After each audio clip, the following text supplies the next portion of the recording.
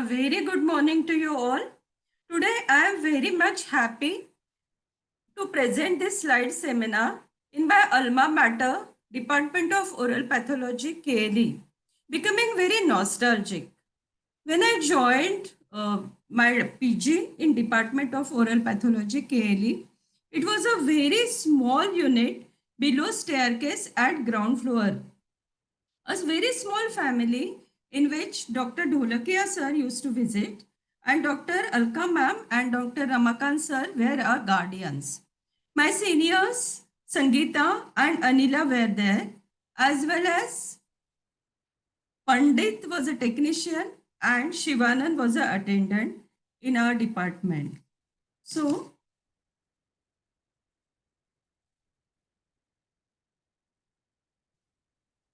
presenting here the slide seminar. This is my college, Sharad Pawar Dental College and Hospital,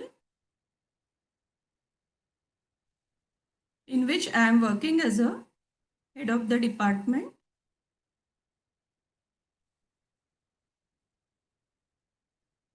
A very big thank you to Department of KLE for giving me this opportunity. I am very much indebted to Dr. Dholakia sir, who is fatherly figure and fondly called as grandfather of oral pathology. My teacher, mentor, and now a friend, favorite Dr. Alka madam, a very intelligent and hardworking teacher, Dr. Ramakant sir, HOD of Department Oral Pathology KLE, Dr. Punya Angdera, my other friends from department, Dr. Seema, Veena, and Chetan, a big thank you for this opportunity. Today's topic of my slide seminar is enthralling spectrum of odontogenic tumors. Odontogenic tumors are pathologic outcomes from tissue elements that are part of the tooth forming apparatus, that is odontogenic tissues. Intraosseous and extraosseous, simulating other tumors of epithelium and salivary gland. Encompassing benign, aggressive and rare malignancies, the set of odontogenic tumors become an interesting lot to study and diagnose. Derived from ectomesenchymal and or epithelial tissues that constitute the tooth forming apparatus. Like normal odontogenesis, the odontogenic tumors represent inductive interactions between odontogenic ectomesenchyme and epithelium, found within the jawbones, central types, or in the mucosal tissue overlying tooth-bearing areas, peripheral types. The majority of benign odontogenic tumors seem to arise de novo, whereas malignant odontogenic tumors may arise de novo, but more often arise from their benign precursors. This is the originating structure of the odontogenic tumors. Dental follicle give rise to odontogenic myxoma. Dental papilla gives rise to again odontogenic myxoma.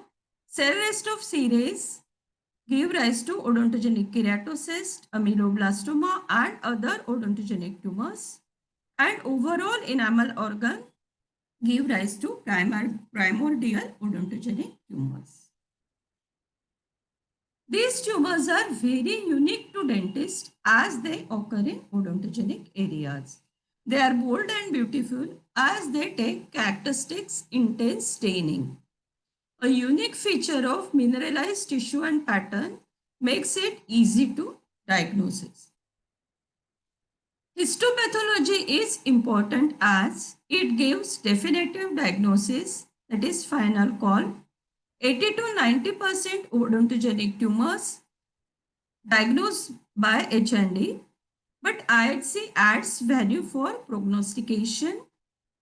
Histopathology of odontogenic tumors is enough to differentiate between benign, aggressive, and malignant tumors. Clinical and radiologic features of these lesions are very helpful in arriving at a diagnosis. For proper diagnosis, viewing of entire field is needed. I said that clinical and radiologic features are important because mostly in our department, in our oral pathology department, patient doesn't come. We receive only the biopsied specimen, and it becomes difficult for us to get clinical pictures as well as radiological pictures. And all these things depend upon how much rapport we have between oral surgeons and radiologists. But again, it becomes really difficult. Now when I was doing this slide seminar, I realized a very big and important thing, that keeping the data and keeping proper recording along with the pictures and x-rays is very difficult and is a very important need of the hour. Diagnosis based on small biopsies is a challenge, especially in cases of cystic lesions. Here I present a few cases of my experience to learn from and share. Towards final diagnosis. First case is a very simple case. A 32-year-old male complained of swelling over left side of mandible since 7 to 8 months. On inspection, a well-defined swelling seen extending anteroposteriorly from mesial of 3.3 to the distal of 3.6. Supero-inferiorly from gingival margins, obliterating the lower gingivo-buccal sulcus. Overlying skin was not involved. X-ray was showing multilocular radiolucent, well-corticated lesion on left side. Septae within the lesion are straight and thin edge perpendicular to the periphery of the lesion. Histopathological examination showed odontogenic islands within the connective tissue under scanner view. Squamous metaplasia was seen in the center of this follicle. You can see the keratinization and odontogenic islands. Again, under high power, you can see the keratinization and squamous metaplasia. The islands are lined by ameloblastomatous epithelium. So final diagnosis by clinico-pathological correlation was given as acanthomatous ameloblastoma. It is a unicentric, non-functional, intermittent in growth, anatomically benign and clinically persistent lesion. Most controversial and enigmatic tumors of the facial skeleton due to both clinical behavior and histologic features. Ameloblastoma is classified according to WHO and the International Agency for Research on Cancer 2003 as a benign tumor with odontogenic epithelium, mature fibrous stroma, and without odontogenic ectomesenchyme. Next case is a 32-year-old male complaint of self-exfoliation of tooth since 2 months, associated with dull pain since 3 to 5 days.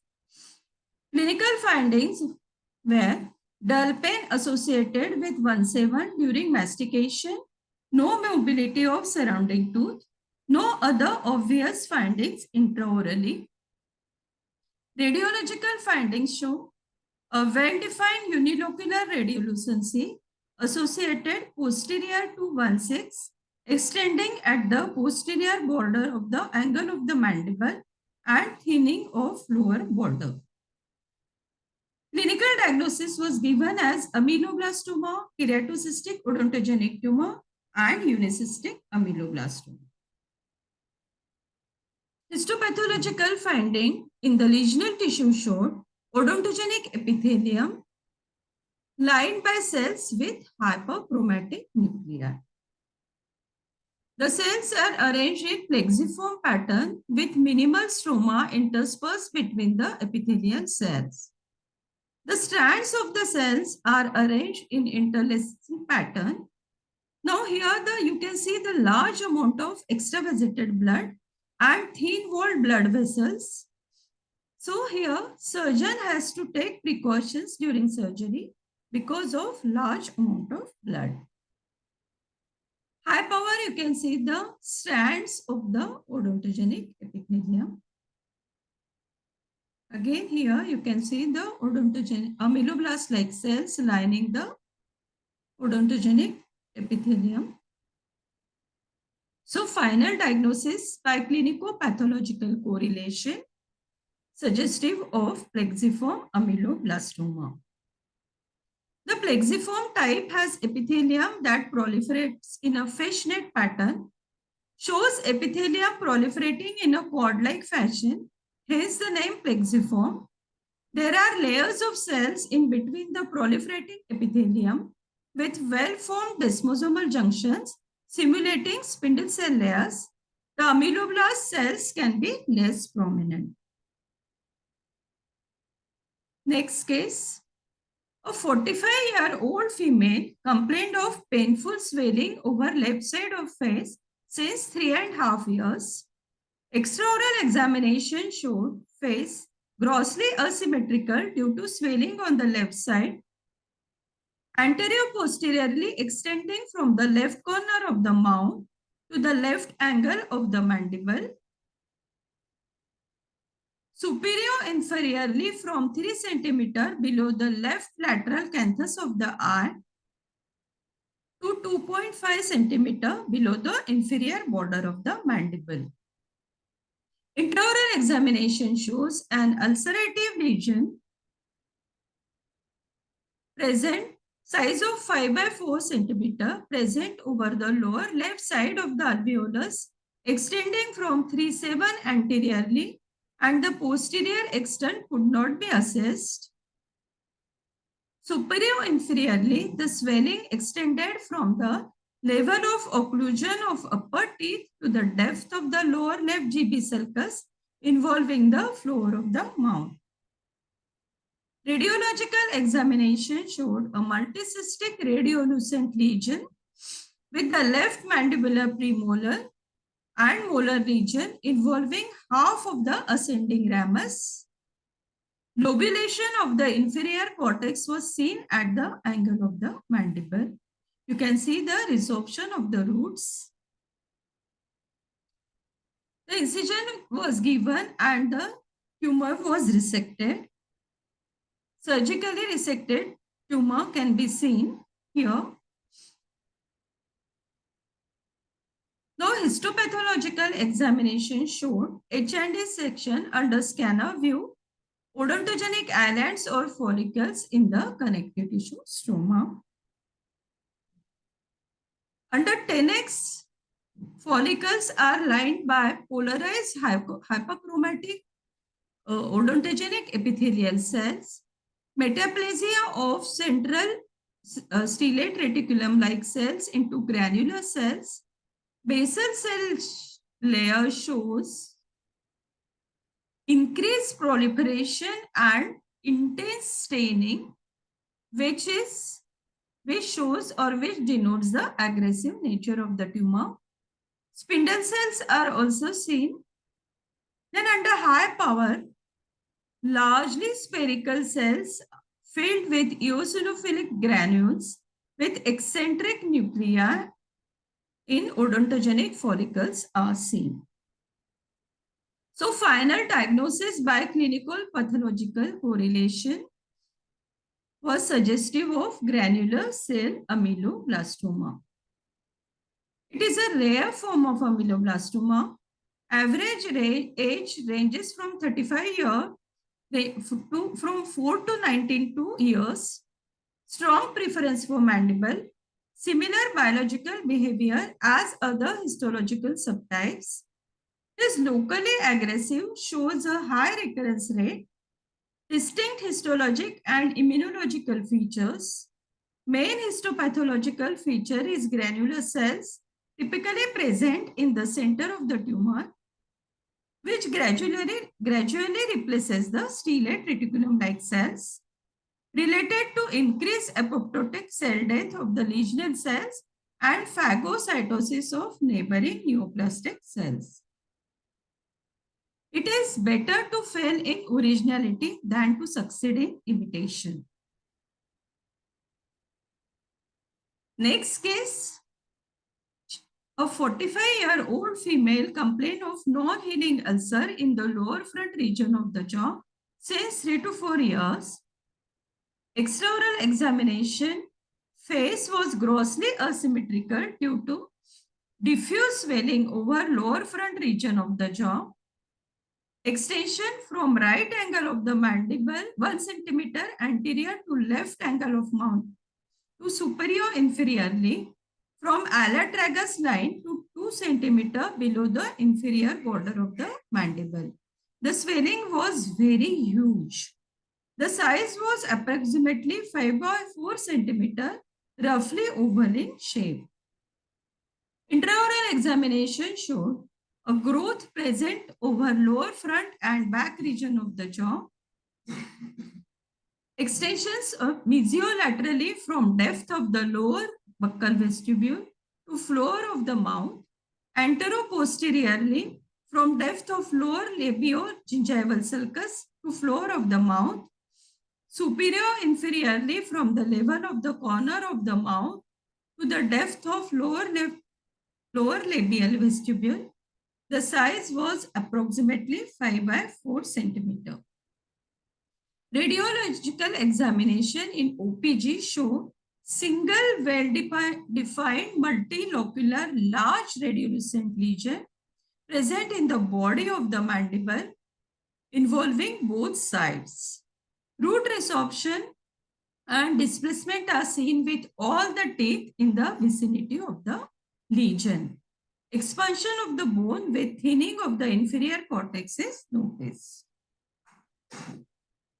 Under scanner view, histopathological examination showed HND stained section showed multiple bits of tissue comprising of cystic cavity lined by odontogenic epithelium surrounding tissue wall. Darkly stained basal cell is seen showing proliferation at few areas. Under lower part, parakeratinized odontogenic epithelium could be seen along with the basiloid appearing cells arranged in tombstone-like pattern, and you can see the corrugated keratinized epithelium or parakeratinized epithelium, and the connective tissue stroma shown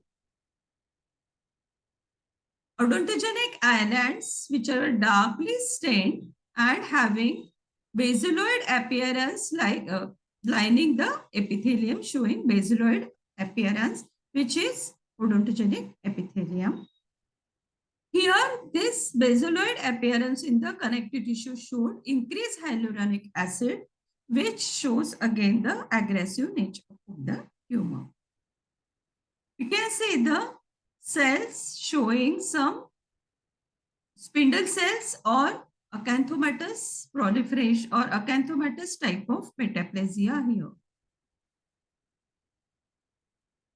By clinico-pathological correlation, features were suggestive of odontogenic keratocyst with follicular ameloblastoma.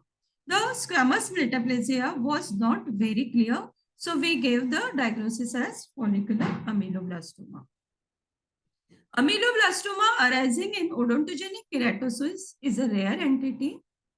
M. Echmadian et al. In the year 2019 reported 4 cases of ameloblastoma arising in odontogenic keratocyst. IC was done using CD56 to highlight the combined nature of the lesions. The biologic potentials of OKC is still unknown, and the pluripotential of the odontogenic epithelium may be the driving force behind such rare findings.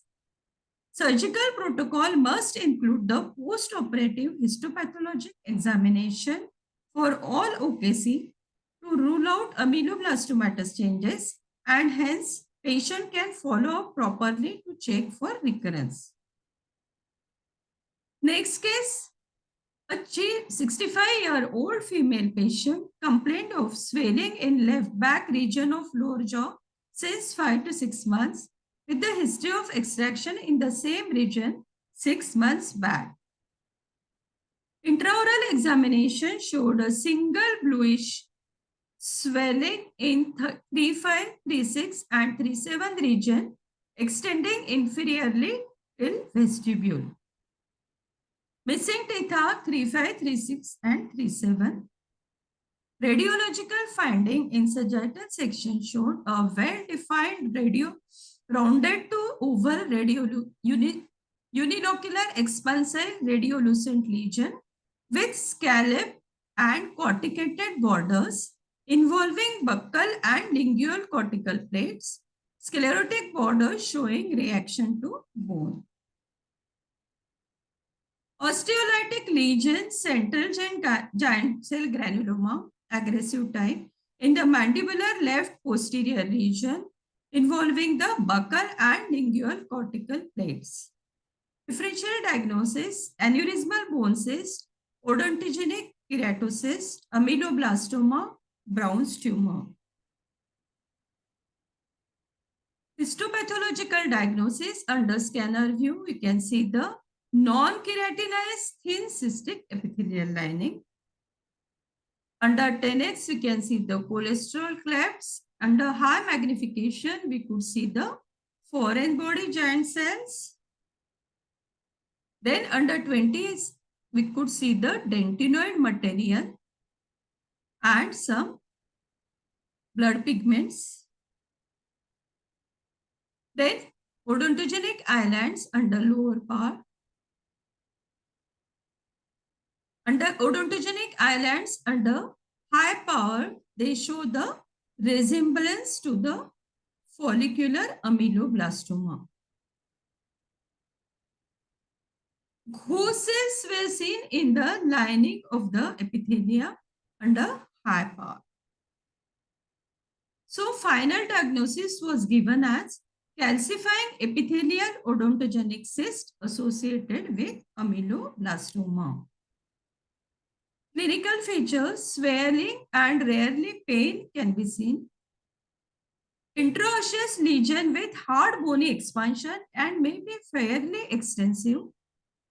Sometimes lingual expansion can be seen. May perforate the cortical plate and extend into the soft tissues. Sometimes displacement of teeth is present. Extraosseous lesions tend to be pink or red. Circumscribed elevated masses measuring up to 4 cm in diameter. Occasional recurrences have occurred. Calcifying odontogenic cyst was first identified as a distinct pathologic entity by Gollin et al. In 1962, who were impressed by the significant presence of Gouge cells, hence known as Gollin cyst. It is an uncommon lesion representing less than 2% of all odontogenic cysts and reveals a variety of clinical behaviors as well as histological features that range from a cystic lesions to a solid tumor. It usually shows in incisor and canine areas during 2nd to 4th decades of life. According to WHO classification in 2005, this lesion is recalcified as a calcifying cystic odontogenic tumor. It can be associated with other lesions like odontoma, ameloblastic fibroma, ameloblastoma, adenomatoid odontogenic tumors, odontoameloblastoma, and odontogenic myxoma. Radiograph is necessary for every extraction. Next case is case number 6. A 25-year-old female patient complained of swelling in the lower left side of face since 4 months. A single diffuse swelling of 4 by 5 centimeter extensions antero-posteriorly from the corner of the mouth to 1 centimeter in front of angle of the mandible, superior-inferiorly from 1 centimeter below allotragus line, 2 centimeter below the lower border of the mandible. The swelling was firm to bony, hard in consistency, tender, non-pulsatile. No signs of egg-shaped crackling elicited. Temperature of skin over the swelling was increased. Intraoral examination showed the missing teeth in the posterior region of the mandible.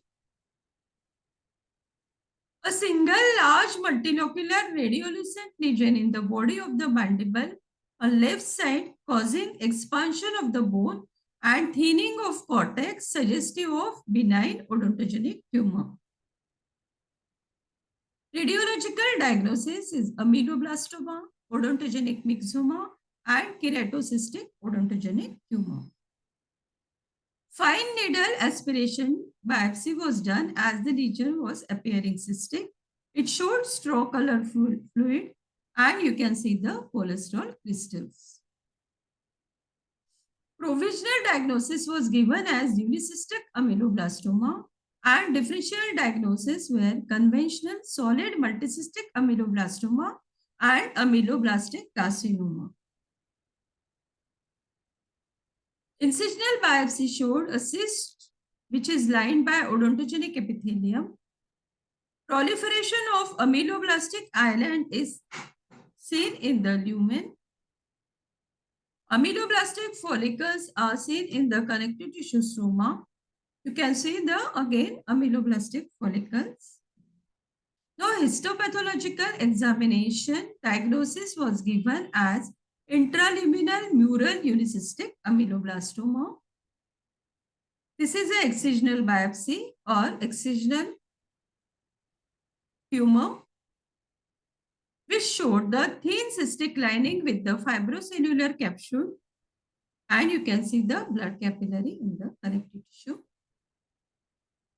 Ameloblastic follicles within the stroma. Here also you can see some ameloblastic islands. Again ameloblastic islands having lots of blood capillaries or extravasated blood. You can see the giant cells, lots of giant cells which are foreign body giant cells. So by clinico-pathological correlations, features were suggestive of hemangiomatous unicystic ameloblastoma, intraluminal mural type.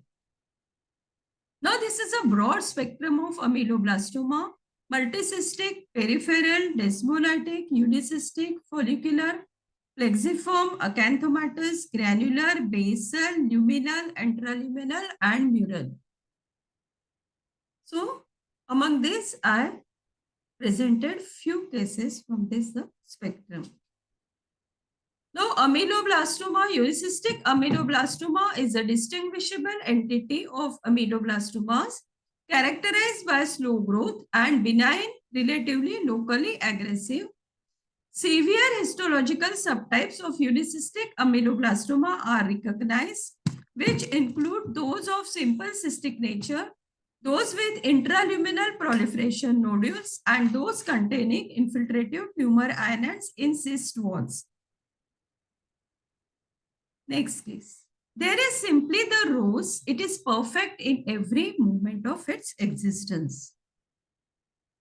A 36-year-old female patient complained of swelling over right side of face in 7 to 8 months. Intraoral examination showed a swelling on the upper maxilla anterior region. Clinical diagnosis, dentigerous cyst. Differential diagnosis, benign odontogenic cyst. Dentigerous cyst, primordial cyst, benign odontogenic tumor, adenomatoid odontogenic tumor, ameloblastoma, fibroosseous lesion, central giant cell granuloma. Radiological examination showed a single unilocular radiolucent lesion encircling crown and parts of roots of impacted 1-3. Presence of radio-opaque flakes were seen in the radiolucency. The tumor was removed or resected. Resected specimen showed 2.5 into 1.5 into 1.5 centimeter, oval shape, rough and irregular surface, brownish color, soft to firm consistency. Under scanner view, the section showed odontogenic islands, or you can see the odontogenic epithelium arranged in the connective tissue stroma.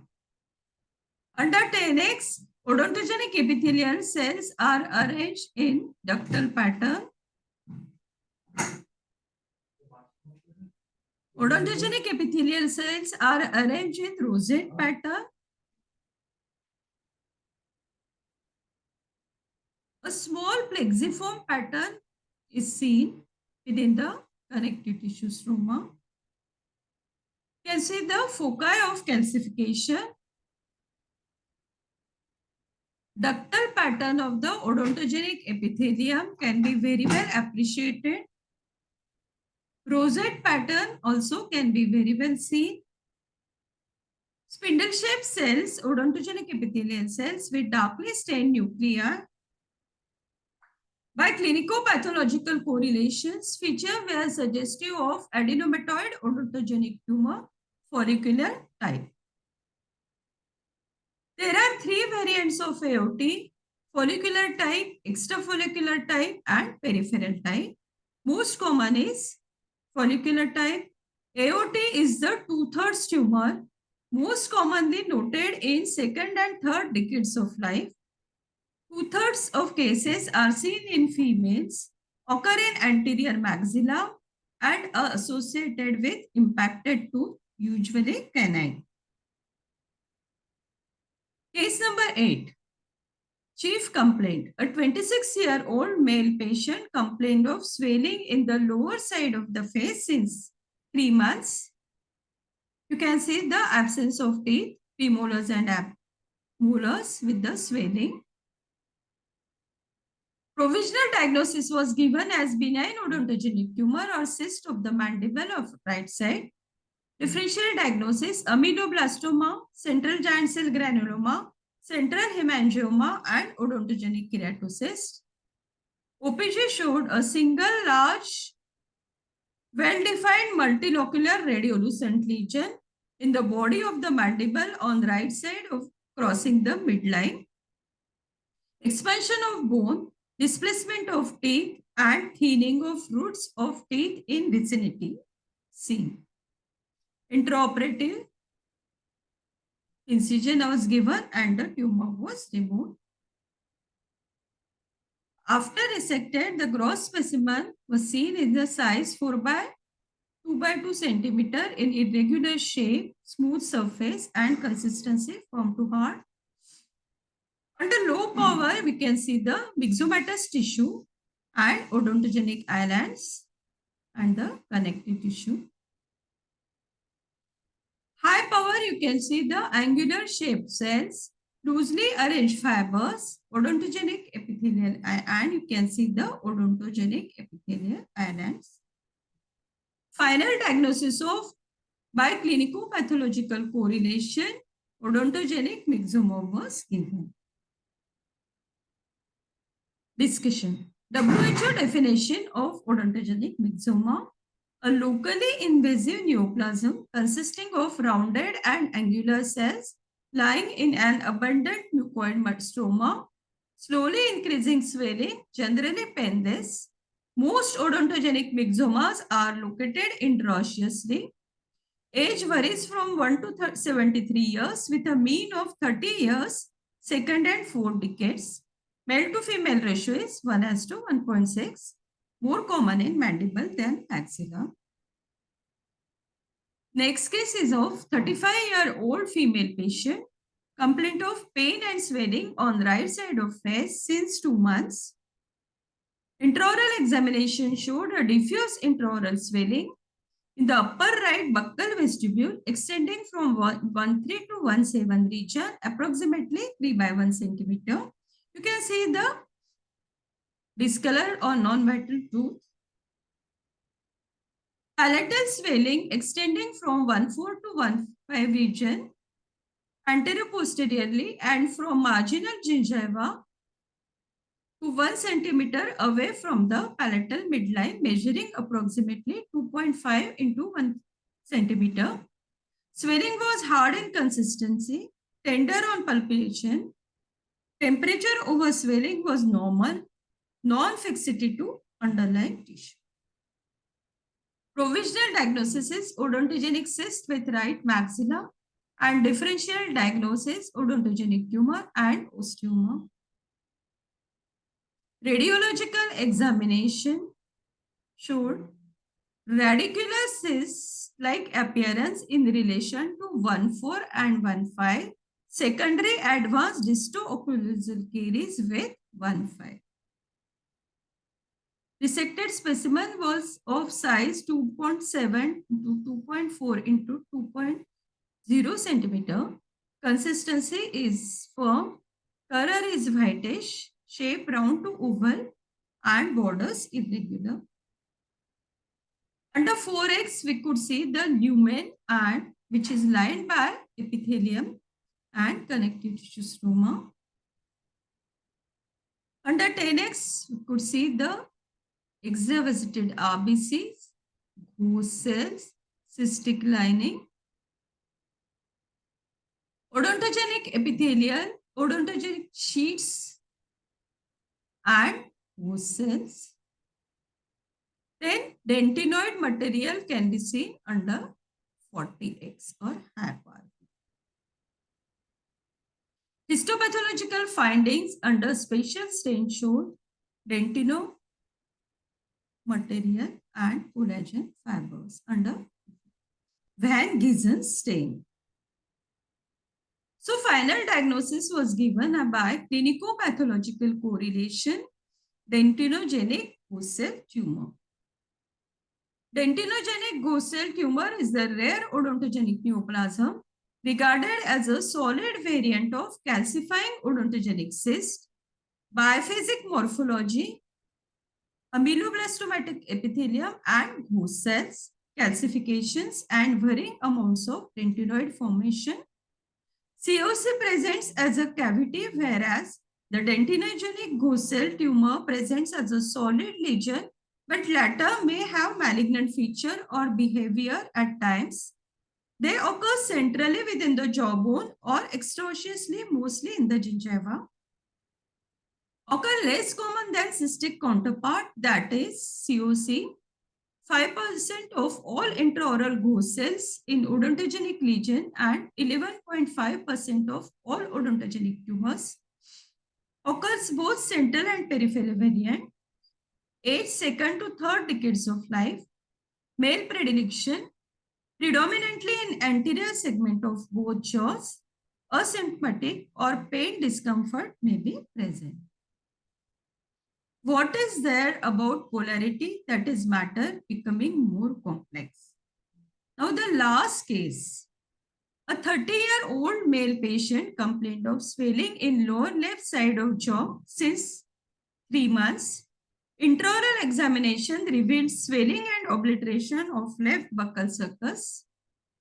A well-defined multilocular radiolucent lesion with typical soap bubble appearance is seen in the body of the mandible on left side. Also, the pressure resorption of roots of the teeth in vicinity of the lesion, canine premolar and first molar is visible. Axial view depicts a radiolucent lesion on left side of mandible with restriction of buccal and lingual cortical plates. Histopathological examination under 4x showed islands, cords and follicles, ribbon-like structure giving a serpentine appearance. Under 10x, infiltrative pattern in a mature fibrostoma, connective tissue is completely replaced by tumor tissue, showing infiltrative capacity. Peripheral cells are extremely tall columnar, showing spindling of the cells under hyper. And you can see the hyperchromatic and malignant mitotic figures of nuclei. Stellate cells are condensed and hypercellular areas presenting less orderly pattern. Cellular crowding is seen due to rapid proliferation of the cells. bizarre mitosis is appreciable. Here we can see the abnormal mitotic figures, hyperchromatic nuclei, bizarre mitosis.